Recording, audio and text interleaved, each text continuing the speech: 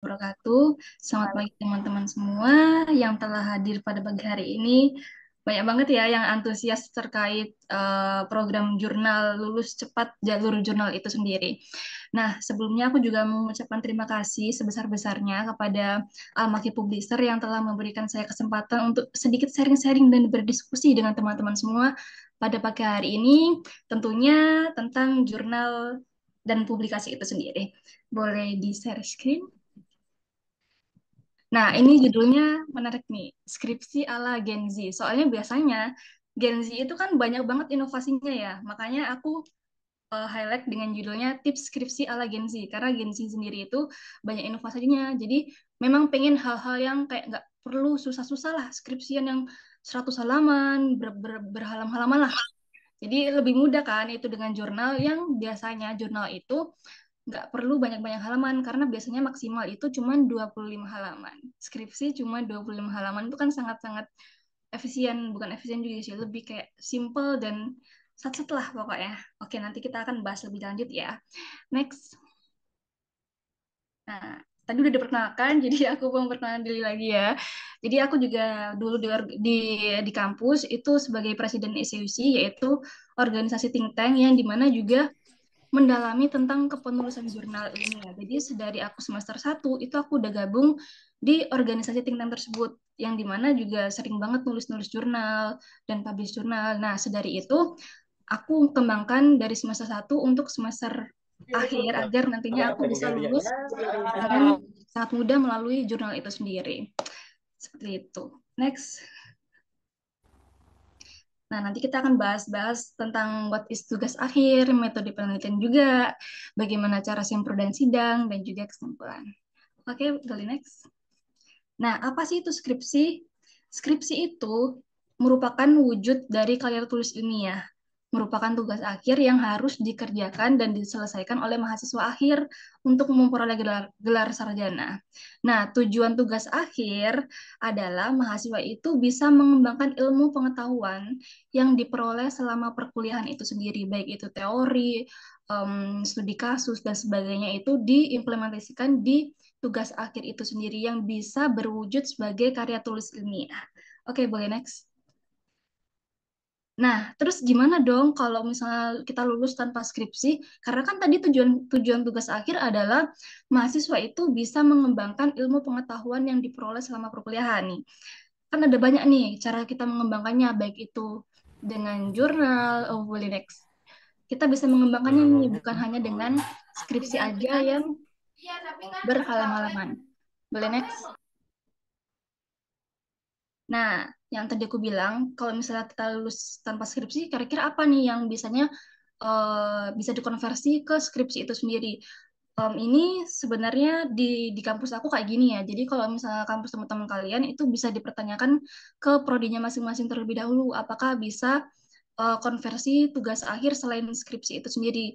Biasanya ada jalur jurnal, seperti aku menerbitkan jurnal, baru bisa sidang dan lulus. Ada juga jalur prestasi, entah itu bisa mengikuti lomba internasional ataupun nasional. Ini biasanya yang lebih ke praktek, kayak ilmu komunikasi. Itu biasanya temen aku ada ikut lomba internasional film, dan dia menang, dan akhirnya dia konversikan ke tugas akhir dan nggak pakai sidang, nggak pakai skripsian lagi. Ada juga jalur PIMNAS. Teman-teman juga bisa ikut ini semuanya, kayak semua semua kampus biasanya wajib deh untuk mengikuti PIMNAS. Yang dimana ini juga seru banget. Teman-teman bisa mendapatkan penghargaan dari Kemendikbud, entah itu medali emas dan sebagainya. Teman-teman juga bisa nih lulus tanpa skripsi dengan mengajukan konversi dari PIMNAS itu sendiri. Dan yang terakhir ada juga yang bisa dikonversikan dari magang, tapi ini nggak semuanya ya, hanya beberapa. Mungkin ada beberapa kampus yang emang nggak terima magang ini dikonversikan ke tugas akhir, tapi tidak memungkiri bahwasanya ada beberapa prodi dan kampus yang juga menerapkan hal tersebut, yang dimana magang bisa dikonversi ke tugas akhir, karena biasanya di akhir magang itu ada seminar hasil. hasil dari magang tadi. Biasanya juga tidak lebih bikin proposal yang di dalamnya juga ada jurnalnya. Dan nah jurnal tersebut dan kegiatan selama di magang itu juga akan dipresentasikan. Itu biasanya ya, tapi ini kembali lagi ke kampus teman-teman, apakah memang kebijakannya sama seperti itu atau tidak. Kayak gitu. Next. Lalu gimana sih caranya konversi tugas akhir dengan jalur jurnal? Nah, publish jurnal ini aku mau reminder ke teman-teman ya, bahwasanya kalau publish jurnal itu butuh banget pertimbangan yang sangat-sangat matang dan proses yang sangat-sangat panjang. Karena publikasi jurnal itu membutuhkan waktu 6 bulan hingga 1 tahun atau hingga lebih bisa sampai 2 tahun. Karena tidak ada kepastian tadi, itulah mengapa aku menyebutkan bahwasanya jalur jurnal ini juga sedikit beresiko dikit ya. Tapi kalau misal teman-teman yakin dengan penelitian teman-teman ini, oke nih, udah pasti publish nih, bakal publish. Aku mah tenang aja, kalau udah bakal publish, aku juga bisa lulus nih. Karena kalau di prodi aku, itu syaratnya harus publish dulu, baru bisa sidang. Tapi ada juga di beberapa prodi lain, seperti Ilkom, di kampus aku itu katanya nggak perlu publish dulu, tapi kita memang udah punya rancangan jurnal yang akan publish. Jadi mereka boleh sidang dulu, baru publish. Itu tadi kembali lagi juga kepada kampus teman-teman dan program studi teman-teman terkait kebijakan masing-masing. Karena aku mau mengatakan bahwasanya publish jurnal itu memang butuh proses yang panjang, 6 bulan hingga 2 tahun lebih. Kalau misalnya publishnya 2 tahun, kan otomatis teman-teman nggak bisa lulus tepat waktu nih. Karena proses publish yang memakan waktu yang sangat-sangat lama. Sedangkan aku, jurnal ini sendiri, aku mengerjakannya itu sedari semester 6. Karena aku tahu publish jurnal itu memang membutuhkan proses yang sangat panjang. Semester 6 aku full bimbingan dengan dospem. Sebenarnya bukan bimbingan, ya bimbingan, tapi ini fun fact juga ya. Aku kan kenal sama dosen ini, jadi akhirnya aku diajak nih kolaborasi dengan dosen. Terus aku mengajukan bahwasanya Pak, aku ingin mengkonversi jurnal ini sebagai skripsi. Terus beliau bilang, kalau dikonversi berarti otomatis kamu harus menjadi penulis pertama nih di jurnal. Itu kebijakan di prodi aku ya, harus menjadi penulis pertama dan harus melalui proses bimbingan. Itu syarat-syaratnya. Jadi aku semester 6 diajak dosen kolaborasi, full bimbingan di semester 6, semester 6 submit, aku semester 7 ya aku masih menjalani mata kuliah wajib dan magang. Semester 7 akhir itu baru publish, baru benar-benar publish dan mendapatkan LOA bahwa publish. Sehingga semester 8 itu aku bisa langsung sidang yang biasanya di prodi aku sendiri mata kuliah sidang itu mata kuliah skripsi hanya bisa diambil di semester 8 karena semester 7 masih ada mata kuliah wajib yang harus diambil. Jadi nggak mungkin kan kalau misalnya nih aku ambil skripsi di semester 8, itu pasti akan memakan waktu yang sangat lama dan harus sangat-sangat sat-sat untuk skripsi. Semester 8 baru mendapatkan dospem, akhirnya aku harus mengerjakan skripsi di semester 8 tersebut. Yang dimana tentunya bakal, pasti teman-teman ngerasa sendiri kan, kalau misalnya ngerjain skripsi secara terus-terusan selama 1 bulan, 2 bulan, 3 bulan, itu pasti akan sangat jenuh. Sedangkan jurnal, aku aja semester 6 ini masih bisa ikut magang, masih bisa ikut organisasi, event, dan sebagainya. Karena memang benar-benar sangat simple. Itu pertama simple ya. Dan yang kedua, karena aku memang belum ada tuntutan untuk bisa skripsi pada saat itu. Jadi aku mengerjakannya tuh sangat-sangat fun gitu. Jadi nggak harus yang ada target 1 hari harus 1 halaman dan sebagainya. Seperti itu. Itu sedikit cerita ya terkait aku dulu publish jurnal seperti itu. Next. Sampai mungkin mendekati 5. Nah, lalu gimana sih caranya publish jurnal itu sendiri? Yang pertama, tentunya kita harus memiliki artikel. Udah punya artikel yang ingin dipublish. Nah, selanjutnya kamu juga harus menentukan nih tujuan kamu. Tentukan mau publish di mana, mau di Sinta ataupun Scopus ataupun terindeks jurnal lainnya. Ada banyak ya indeks indeks jurnal itu sendiri. Ada Sinta, ada Garuda, EBSCO dan sebagainya. Nah, setelah kamu menentukan jurnal mau publish di Sinta, dan juga Sinta ini juga ada banyak, Sinta 1, Sinta 2, Sinta 3, sampai Sinta 6, itu sendiri. Dan di prodi aku dulu, ini berdasarkan pengalaman aku, kalau misalnya kita publish jurnal, di Sinta 1 sampai 3, itu akan mendapatkan nilai A. pada mata kuliah skripsi. Kalau publish di jurnal Sinta 3 sampai 6 itu mendapatkan nilai B+. Namun kalau misalnya nanti pas sidang kita nggak oke, nggak bisa jawab dan sebagainya, itu bisa jadi berkurang dari nilai dari ketentuan awal tadi. Aku dari nilai A bisa jadi nilai D, E, bukan E juga ya, nilai D, B+, ataupun sebagainya. Itu yang menjadi pertimbangan. Tapi juga aku bilang lagi, ini pokoknya beda kampus, beda prodi, beda kebijakannya nantinya. Nah, lalu setelah kita udah tahu, udah punya artikel, udah tahu mau terbit di mana, Sinta 1, 2, 3, kita harus mencari platform yang cocok pada jurnal kita. Karena setiap portal itu memang beda-beda. Ada temanya masing-masing dan tentunya ada biaya masing-masing yang harus teman-teman bayar untuk biaya publikasi itu sendiri, yang dimana teman-teman juga bisa menyesuaikan nih, kira-kira budget aku berapa nih untuk bisa publish di portal jurnal tersebut. Nah, fun fact juga ada beberapa portal jurnal yang gratis, tapi nggak semuanya, hampir semuanya berbayar itu.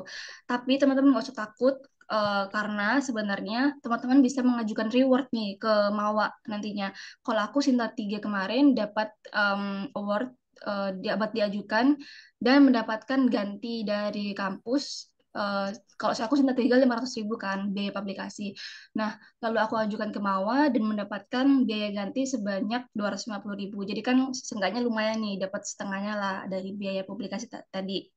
Nah, untuk mengetahui kita mau publish di platform jurnal mana, itu kalian teman-teman bisa nyari di website Sinta Kemendikbud, yang dimana teman-teman nanti bisa nyarinya melalui keyword teman-teman. Temanya apa? Kan teman-teman udah punya artikel nih, teman-teman udah tahu temanya apa. Misalnya aku diplomasi. Jadi aku mencarinya nanti di keyword diplomasi. Nanti akan muncul platform-platform jurnal yang temanya terkait diplomasi, keamanan, dan sebagainya yang sesuai dengan artikel aku. Jadi nggak bisa asal-asalan untuk publikasi di platform itu sendiri. Oke, next.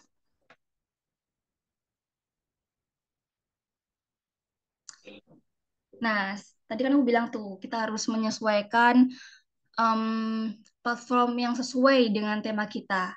Apakah scope atau tema udah sesuai.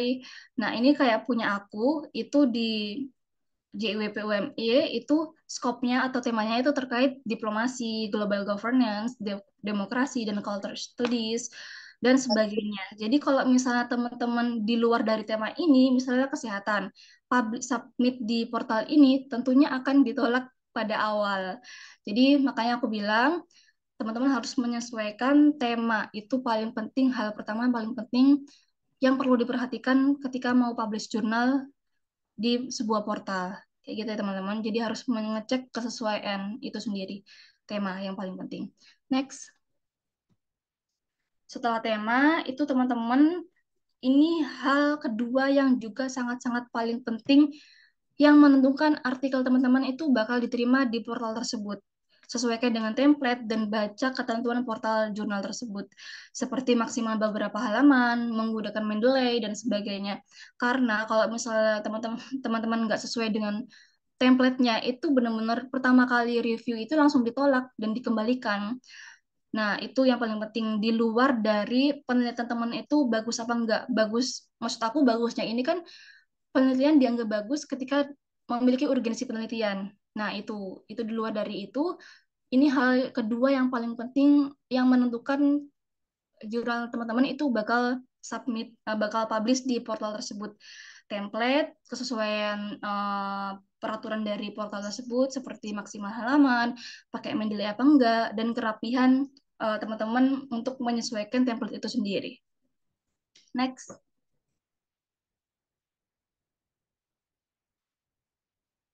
Nah, setelah template udah sesuai, teman-teman bisa membuat akun.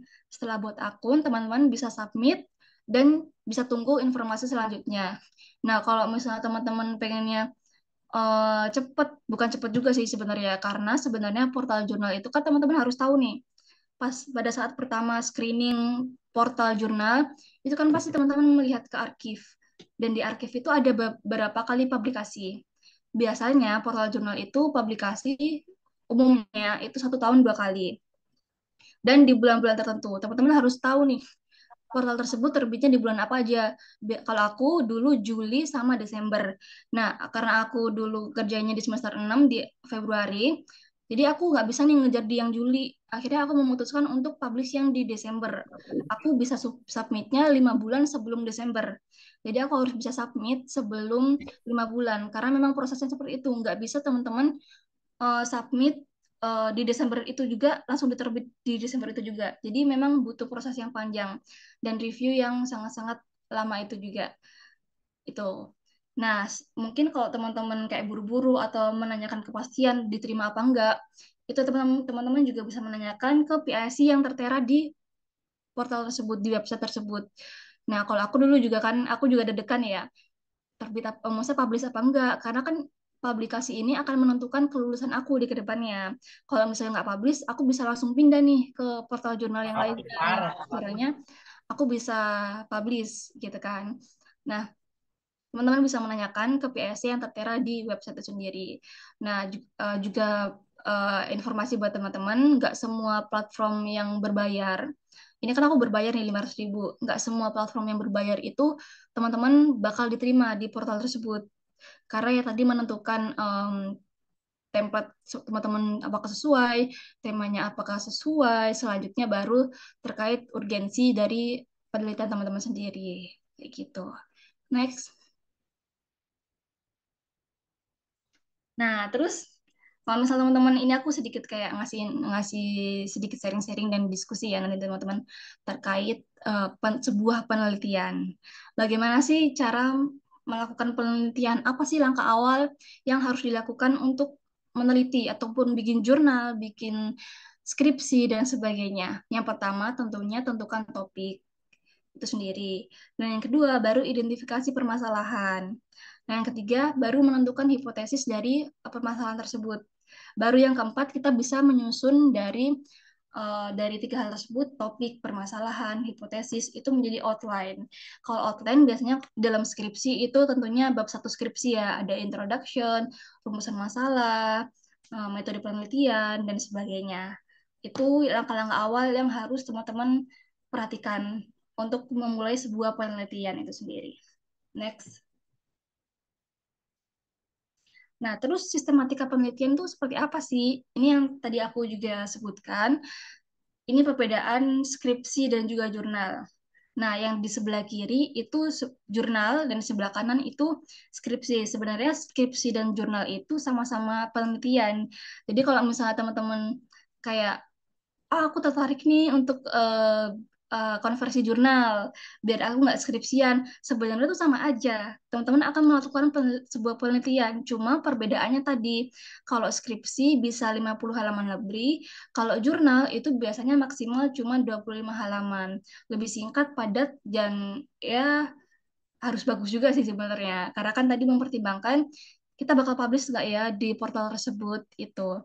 Nah, untuk sistematika penelitiannya juga hampir sama sebenarnya. Cuma yang tadi aku bilang, kalau jurnal itu lebih simpel, kalau skripsi itu memang harus detail dan memang banyak ya. Seperti ini bab satu pendahuluan, sama-sama pendahuluan, di bab dua ada kerangka dan sebagainya sampai kesimpulan. Sebenarnya hampir sama kayak gitu. Next.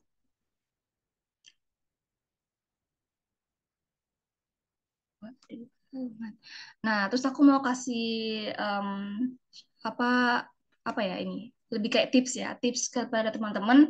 Kalau misal teman-teman bingung nih, mau aku bingung banget nih, udah punya topik, tapi gimana nih cara menentukan rumusan masalah, hipotesis, dan yang ada dalam dasar penelitian itu sendiri. Nah, aku mau kasih tips kepada teman-teman kalau misalnya bingung, bisa pakai research model Canvas dari Dr. Gin. Itu disusun dari topik, dulu masalah, teori, tujuan, novelty, metode, baru kita bisa menentukan judul skripsi itu sendiri. Kalau ada yang bilang, Kak, aku pengen bikin skripsi ataupun jurnal, itu yang pertama harus apa dulu sih? Tadi kan aku bilang nih, harus topik dulu kan. Nah, ada juga yang kayak, aku pengennya judul dulu. Nah, itu sebenarnya bisa, tapi takutnya di tengah perjalanan teman-teman meneliti dan menemukan hal baru, dari teori yang udah beda, itu akan menentukan juga judul penelitian kalian bakal berubah karena pertimbangan dari teori, rumusan masalah, tujuan itu akan berpengaruh terhadap judul penelitian teman-teman semua. Next. Nah, ini aku jelasin lebih lanjut ya. Seperti ini aku terapkan di penelitian aku sendiri. Nah, waktu itu aku mengambil topik normalisasi hubungan diplomatik, yang dimana aku research dari berita-berita, ternyata Turki itu ingin menormalisasi kembali hubungan diplomatik dengan Israel di tahun 2021. Itu topik yang ingin aku ambil, karena itu ada berita baru ya. Nah, akhirnya aku mencari tahu nih, research dulu nih, sekiranya apa nih yang cocok permasalahan yang aku ambil dari topik tersebut. Akhirnya ternemulah ini masalahnya. Alasan mengapa Turki itu melakukan hubungan diplomatik dengan Israel di tahun 2021. Karena berdasarkan riset yang telah aku cari dari penentuan topik tadi, itu ternyata aku menemukan bahwasanya Turki ini telah melakukan hubungan diplomatik berkali-kali dengan Israel. Makanya aku muncullah alasan mengapa sih Turki itu melakukan hubungan diplomatik kembali dengan si Israel itu sendiri. Dengan menggunakan, setelah rumusan masalah udah ada, akhirnya aku harus menentukan tujuan nih untuk mengetahui tujuannya apa nih. Ya tentunya tujuannya untuk mengetahui alasan dari Turki tadi. Kenapa dia melakukan hubungan diplomatik dengan Israel. Dengan di-cover melalui teori foreign policy analysis. Yang dimana teori ini aku harus bisa menjawab dari rumusan masalah. Teori aku harus menjawab dari rumusan masalah penelitian aku. Sehingga muncullah novelty ataupun kebaharuan dari penelitian aku sendiri. Karena sebelumnya setelah aku riset dari topik, itu ternyata ada banyak kan penelitian-penelitian sebelumnya terkait hubungan diplomatik kembali dengan Israel, hubungan diplomatik kembali dengan Israel. Itu kan bakal sama kan? Nah, tapi karena ini hal baru, dia baru banget melakukan hubungan diplomatik, akhirnya novelty di aku itu ya tentunya pertama, kebaharuannya itu dari topik. Dan yang kedua, itu dari teori yang aku pakai. Karena teori ini merupakan cara pandang kita terhadap fenomena yang ingin kita teliti. Jadi teori itu benar-benar sangat-sangat penting. Nanti kita bahas setelah ini ya, tentang terkait teori. Untuk metodenya tentunya aku kualitatif dan library research, karena aku based on library saja ya, dan juga nggak ada hitung-hitungannya, data-data, dan sebagainya. Sehingga dari semua ini, topik, masalah, teori, muncullah sebuah judul, alasan Turki menormalisasi hubungan diplomatik dengan Israel di tahun 2021.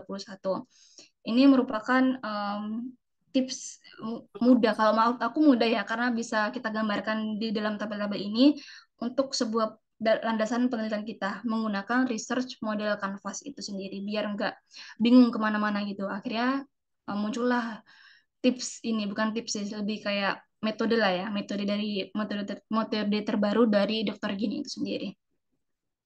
Next. Nah, terus jurnalis penelitian. Tadi kan aku sebut ini metode aku pakai kualitatif. Jurnalis penelitian itu ada dua. Ada metode kuantitatif, yang dimana metode kuantitatif ini lebih berdasarkan pada data yang nanti diolah dan sebagainya untuk menghasilkan sebuah penelitian baru. Itu. Kalau aku kualitatif tentunya anak sosial ya. Kualitatif yang tentunya sifatnya deskriptif, lebih cenderung menggunakan analisis dan juga berdasarkan tadi library research dari jurnal-jurnal, berita, buku dan sebagainya. Sebenarnya ada metode-metode lain, tapi lebih umumnya memang pakai kualitatif dan kuantitatif. Ada metode eksperimen, deskriptif dan campuran. Tapi umumnya ya dua ini teman-teman semua. Next. Setelah jenis metode penelitian, sekarang kita menuju ke desain penelitian. Ada desain penelitian eksploratif, ada juga yang deskriptif. Nah, kalau aku tentunya eksploratif karena apa? Rumusan masalahnya aku itu berawal dari kata apa. Dan kalau deskriptif itu biasanya rumusan masalahnya itu berawal dari kata bagaimana. Nah, ini ada dua penelitian. Ini aku dulu kan kolaborasi dengan dosen ya. Jadi ada dua orang yang kolaborasi. Itu satu topik, satu tema, itu bisa jadi dua judul skripsi. Karena memang dasarnya seperti itu teman-teman. Kalau misalnya teman-teman ada nih fenomena Misalnya itu sebenarnya bisa dijadikan beberapa judul-judul skripsi nantinya. Tapi memang itu harus dibutuhkan apa ya, keahlian kayak harus sering-sering research jurnal dan sebagainya untuk bisa mengetahui nih ternyata kita bisa meneliti di bagian ininya, kita bisa meneliti di bagian B, A, dan sebagainya. Nah, kalau eksploratif itu rumus masalahnya dimulai dari kata apa dan deskriptif itu dari kata bagaimana. Nantinya juga akan menentukan metode penelitian sama teori skripsi itu sendiri. Karena kalau aku eksploratif, teori dari skripsi itu harus benar-benar bisa menjawab dari penelitian aku, tujuan aku. Nah, kalau deskriptif itu lebih ke kayak teori itu hanya sebagai pendamping, apa ya gimana? Teori itu lebih kayak untuk menjelaskan saja, nggak terlalu detail terkait detail juga, tapi nggak seberapa sepenting itu terkait eksploratif. Tuh. Next. Nah, ini kita akan bahas terkait teori penelitian. Ada explanation, prediction, dan juga ada kontrol. Pasti teman-teman bakal bingung nih, kira-kira aku pakai teori apa ya? Nah, nanti biasanya kan teman-teman di semester atas itu akan mendapat, biasanya ya, ini di aku, biasanya akan mendapat mata kuliah teori atau biasanya metode penelitian yang teman-teman bisa mengetahui nih sekiranya teori-teori apa yang biasanya dipakai di rumpun ilmu di prodi teman-teman semuanya. Itu. Yang pertama, fungsi teori yang explanation itu adalah menjelaskan variabel yang diteliti. Dan yang kedua ada prediction, bisa merumuskan hipotesis dan instrumen penelitian. Dan yang ketiga ada kontrol, bisa memberikan saran